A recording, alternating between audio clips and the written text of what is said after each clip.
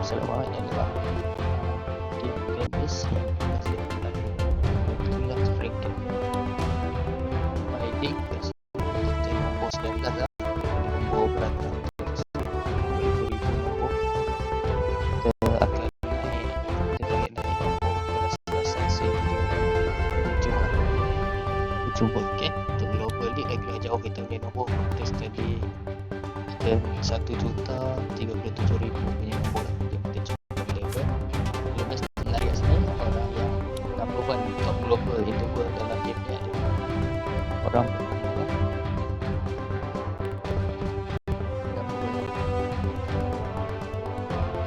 dia buat England Malaysia orang bernama Omer Sotos. Player ni pro player adalah Islam, keluarga untuk Islam.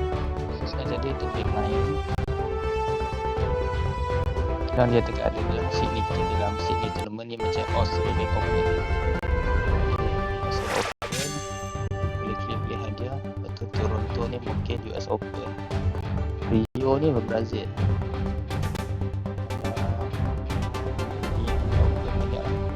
Tokyo ni sampai Bohor, Moscow ni apa ni Bohor ni 10. Oh, Shanghai. Tengok ni Jerman. Malaysia dah beres ni mungkin baru mungkin lolos. Tak habis ni baru Dubai pun. Ni ada tour, Grand Tour pun ada. Grand Tour mungkin Wimbledon. Wimbledon ada. Ni Grand Tour Grand Slam lah. Wimbledon ada ya? Oh, dia ada Wimbledon. Okey, jom kita akan start play lah. Jadi dah main top player tu sedikit nak kalah. Ni kita punya progress nampaknya masih level-level yang sama lah. Okay, kita akan buat rakaman satu match, lepas tu kita akan terus.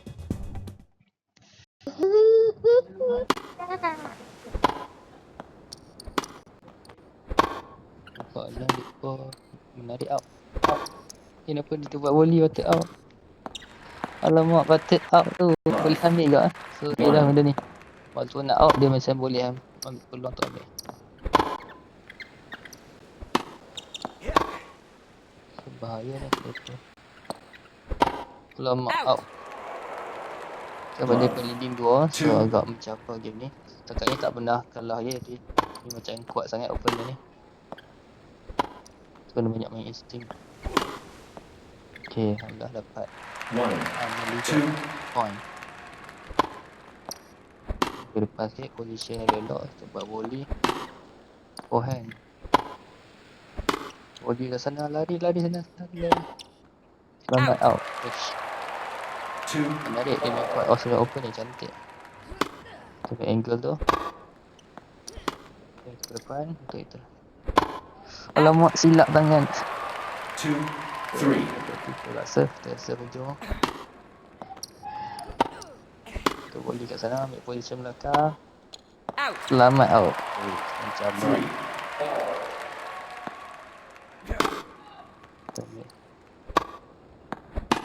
Wih, bahaya. Selamat. Kita boleh buat fake shot lah, betul ke? Boleh buat fake shot, betul. Okay, dapat return ace. Kita boleh ke sini. Tutup angle, volley. Selamat out. So, lagi 1 point. Match point. Selamat him. Dan kita ambil angle. Volley. Yes. Tak sampai. Alhamdulillah habis. Itulah. Kita akan